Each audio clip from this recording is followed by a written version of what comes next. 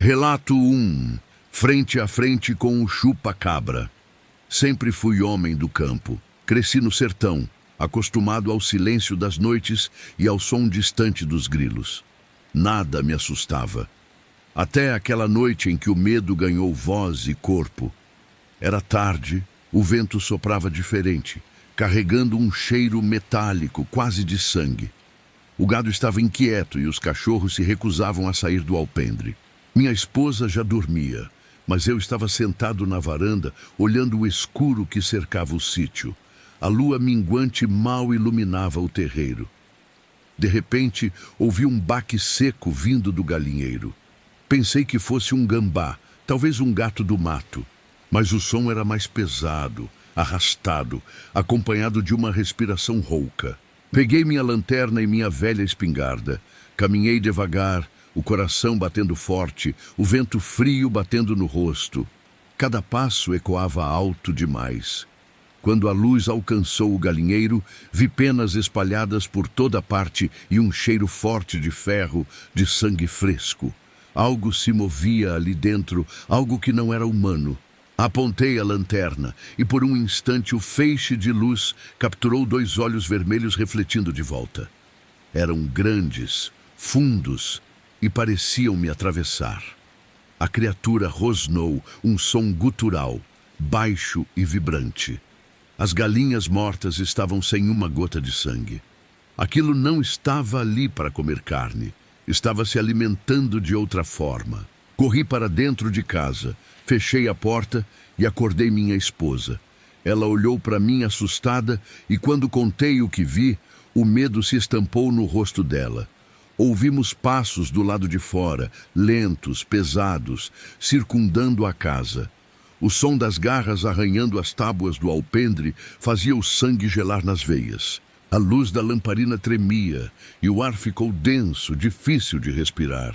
O cheiro de sangue vinha pelas frestas da janela. De repente, algo bateu forte na parede, fazendo a madeira estalar. Meu cachorro começou a uivar, mas logo o som parou bruscamente, como se uma mão tivesse esmagado sua garganta. Minha esposa chorava baixinho. Eu tentei manter a calma, mas por dentro só havia pavor. O barulho agora vinha do telhado. Algo subia devagar, arranhando as telhas com unhas longas. A cada passo, um rangido.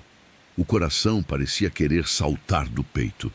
Era como se o próprio inferno tivesse subido para respirar ali em cima da gente. Corri até o quarto e peguei a espingarda. Mirei para o teto, mas antes que eu pudesse fazer qualquer coisa, uma das janelas estourou. Estilhaços de vidro voaram. Um braço escuro, coberto de escamas, entrou pela abertura tentando alcançar a fechadura.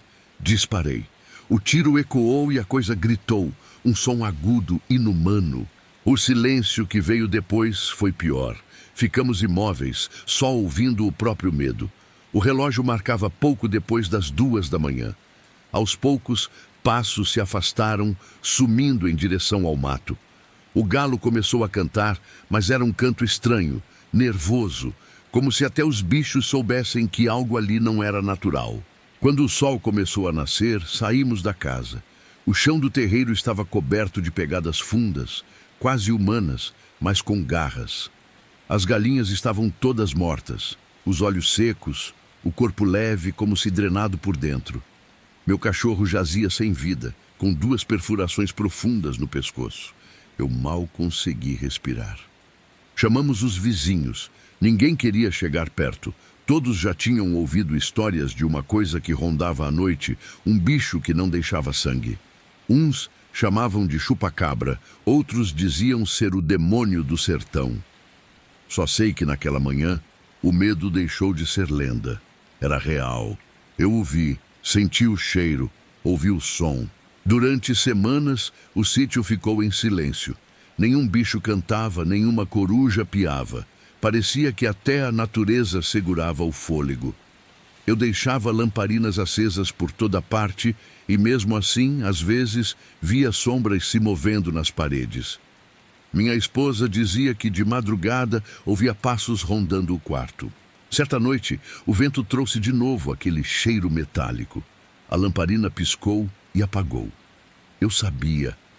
Ele tinha voltado. Do lado de fora, o som de algo respirando pesado.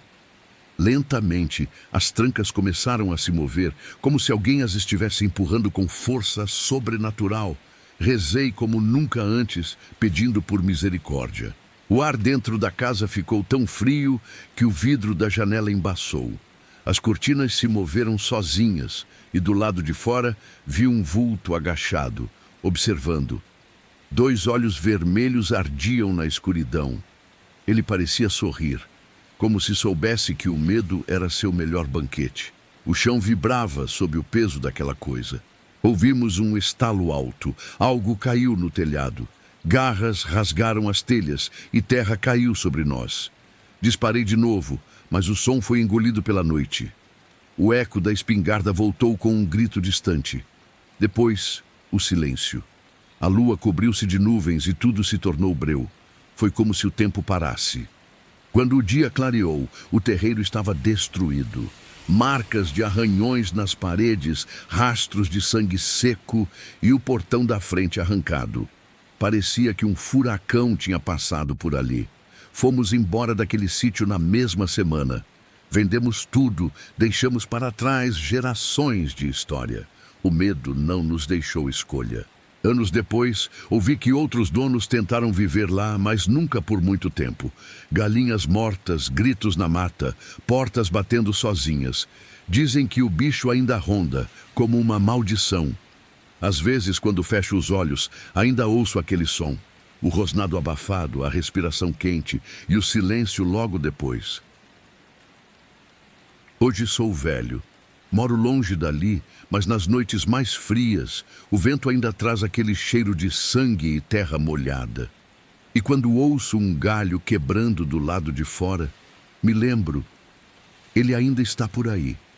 O chupa-cabra não morre, ele só espera o próximo sítio, o próximo medo, o próximo homem que acha que o sertão é só silêncio.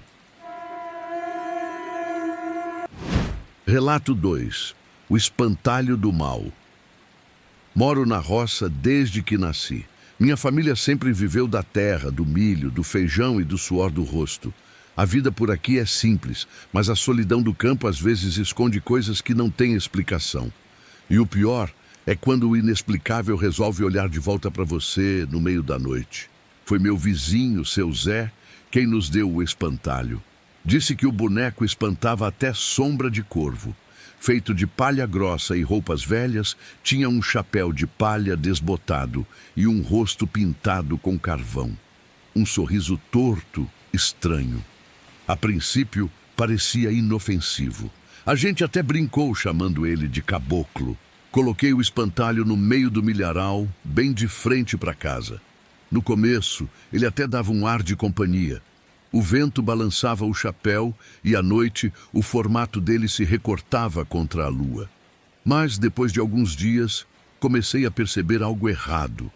O espantalho parecia mudar de lugar sozinho. Uma noite, enquanto fechava as janelas, notei que ele estava um pouco mais perto da cerca. Achei que fosse o vento. No outro dia, estava de novo no centro do milharal. Estranho, pensei. Talvez um bicho o tivesse derrubado e eu não vi. Mas o olhar pintado dele parecia cada vez mais vivo. Meu filho pequeno começou a dizer que o espantalho falava com ele. Ria sozinho e apontava para o milharal dizendo: "O homem da palha disse para eu brincar lá." Ficamos assustados. Eu e minha esposa proibimos o menino de chegar perto. À noite, o cachorro latia sem parar olhando para o mesmo ponto, o espantalho. Uma madrugada, acordei com um barulho de passos pesados no terreiro. O vento soprava forte, mas havia algo além do vento. Um arrastar, um som seco, como palha raspando no chão. Olhei pela janela e vi a silhueta dele, parada, imóvel, mas não onde devia estar. Agora estava a poucos metros da varanda. O coração gelou. Fiquei ali, observando, esperando qualquer movimento. E então vi. A cabeça dele virou devagar até me encarar. Aquele sorriso de carvão parecia maior, deformado pela luz da lua. Gritei por minha esposa, mas quando voltei a olhar, ele já não estava mais lá. Apenas o chapéu caído na terra. No dia seguinte, encontrei o espantalho de volta no milharal. As cordas que o prendiam estavam soltas, como se alguém as tivesse cortado com faca. Minha mulher queria queimá-lo, mas seu Zé disse para não mexer, que certas coisas tinham dono. Ele parecia nervoso, como se soubesse mais do que contava. Naquela noite, o cachorro sumiu. Achei rastros estranhos perto da cerca, pegadas fundas, humanas, mas cheias de palha, como se os pés tivessem se desfeito no chão. O vento trazia um cheiro doce, podre, como milho apodrecendo. A casa toda parecia respirar junto com o milharal. Minha esposa começou a acordar gritando. Dizia que sonhava com o espantalho andando pela casa, arrastando as mãos pelos corredores. Ouvíamos estalos nas paredes e passos no assoalho. Quando íamos ver, nada. Só o eco do silêncio e o som distante do milho se mexendo sozinho. Um dia, ao amanhecer, vi que o rosto do espantalho tinha mudado. O sorriso estava mais largo e os olhos, antes pintados, pareciam afundados, escuros, quase molhados. Era como se ele tivesse observado a noite toda. Enterrei a espingarda carregada atrás da porta. Eu sabia que aquilo não era mais um boneco. Na sexta-feira, o céu ficou vermelho ao entardecer. Os pássaros sumiram. Nenhum som, nem grilo, nem vento. Um silêncio grosso tomou conta da roça. Eu e minha esposa jantávamos quando ouvimos o barulho de madeira arranhando na varanda. 3 pancadas lentas, espaçadas, como se alguém batesse a porta com a própria cabeça. O cachorro não latiu, porque não havia mais cachorro. O som vinha cada vez mais forte. Peguei a espingarda e fui até a janela. A lua iluminava o terreiro e o espantalho não estava mais no milharal. O vazio do campo parecia gritar. Foi então que um som de risada, rouca e abafada, ecoou lá fora. A madeira da porta começou a ranger, como se mãos invisíveis tentassem empurrá-la. A lamparina oscilava e as sombras nas paredes se moviam como se tivessem vida. Minha esposa segurava o terço, rezando entre soluços. O vento agora batia forte, trazendo um cheiro de palha queimada. Olhei de novo pela janela. E ele estava lá, parado, de frente para casa. O chapéu cobria metade do rosto, mas o sorriso ainda brilhava na penumbra. As mãos, que antes eram de palha, agora pareciam carne seca e rachada. Ele dava passos lentos, firmes, deixando rastros escuros na terra. "Não abre!" gritou minha esposa. Mas antes que eu respondesse, a janela se abriu sozinha com um estalo. Um vento gelado invadiu o cômodo e o terço caiu das mãos dela. A lamparina a apagou. No breu, só o som da palha raspando o assoalho e o rangido do chapéu arrastando pelo teto. Corri para trancar a porta, mas senti algo tocar meu ombro. Era frio, áspero. Girei o corpo e vi o rosto do espantalho encostado no vidro, os dentes feitos de espinhos, os olhos vivos, pulsando. Ele respirava, ofegante, com o som de um fole de forja. Disparei a espingarda. A janela estourou e o grito ecoou no mato. Quando a fumaça se dissipou, não havia mais ninguém. Só o cheiro de pólvora e palha queimada. Passamos a madrugada acordados, esperando amanhecer. Ao sair, encontrei rastros fundindo-se à terra. O espantalho estava de volta no milharal, inteiro, como se nada tivesse acontecido. Mas agora, o rosto dele era o meu. Minha esposa desmaiou ao ver aquilo. Tentamos queimar o boneco, mas o fogo se apagava sozinho, como se o vento o sufocasse. Chamamos o padre da vila, que rezou ao redor da lavoura.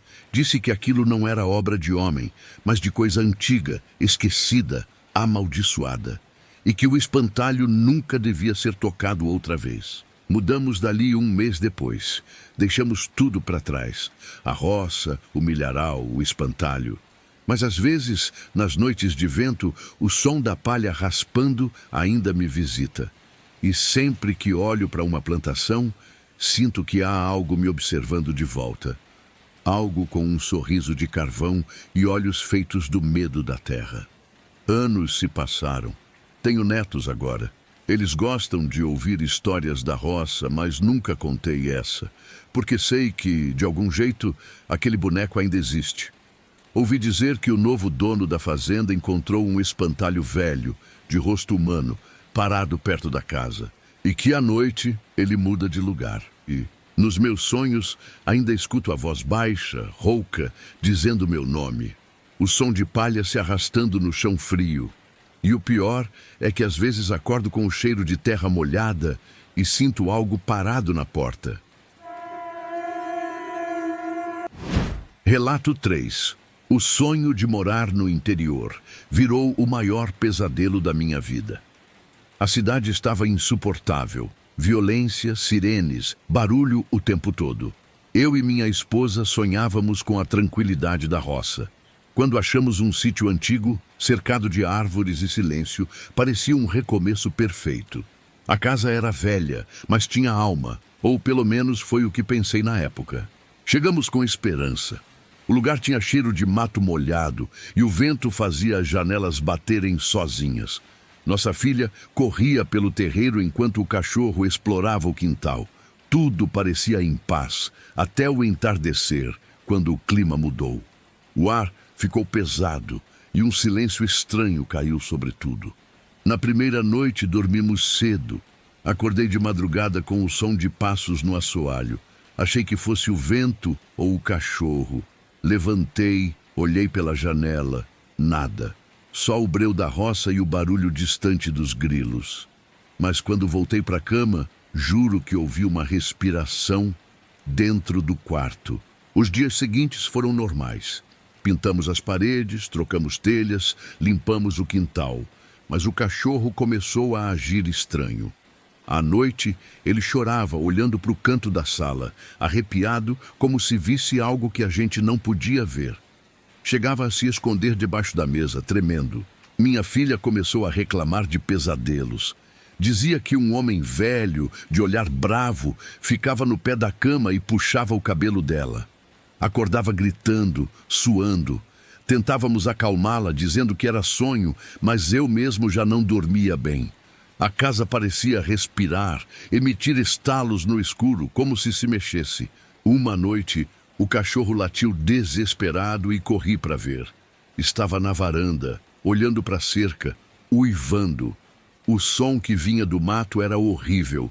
Algo arranhava a madeira da porteira devagar.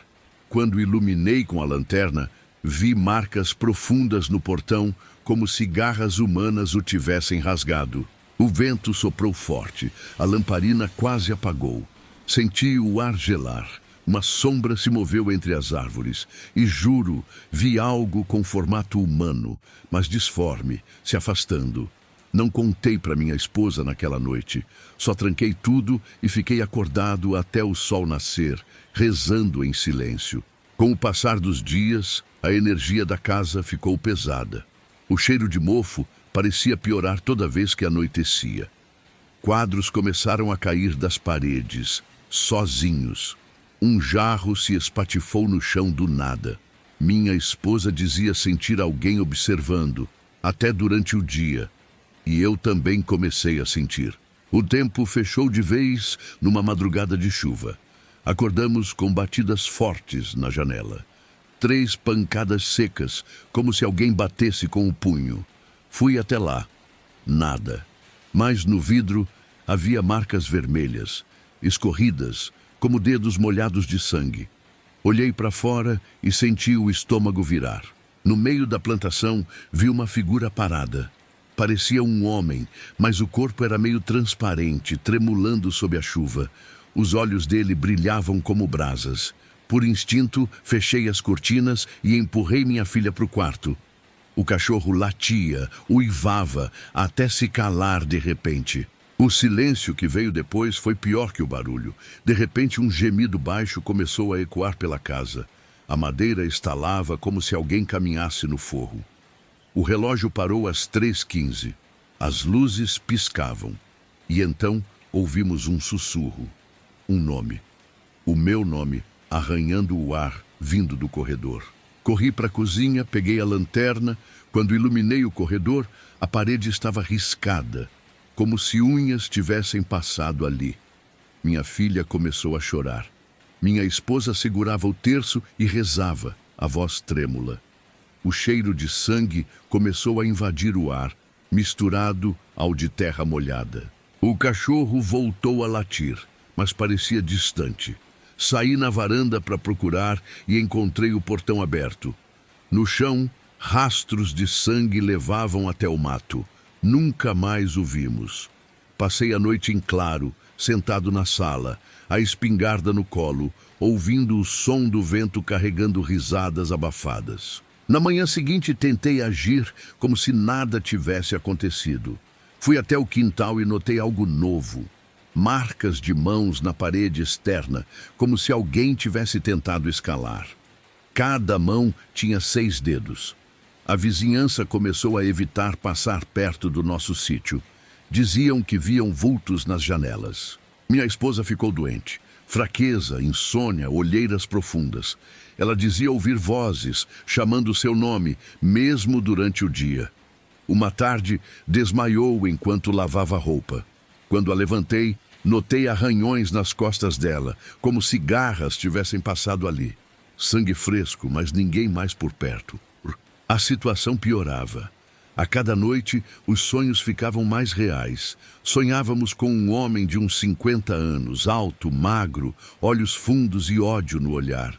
Ele nos dizia para sair da casa, ou acabaria com a gente.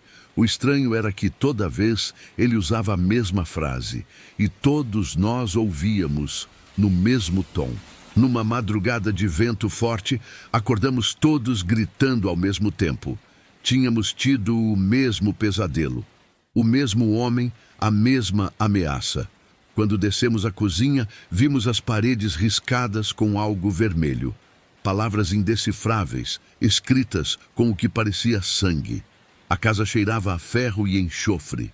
Minha filha tremia. As luzes piscavam e um som de correntes ecoava por todo o ambiente.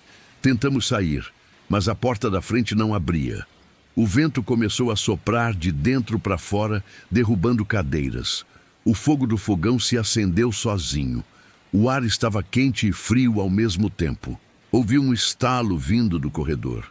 Quando olhei, a figura do homem do sonho estava ali, parada, encostada na parede.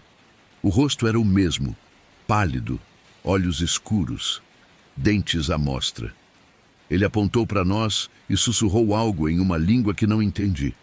Mas a dor de ouvir aquilo foi física, minha cabeça latejava. A luz se apagou. Ficamos apenas com a claridade da lua entrando pelas frestas. Minha esposa gritava orações, mas a voz sumia. Um som de respiração pesada se aproximava. O chão vibrava. De repente, as janelas explodiram e tudo ficou branco por um segundo.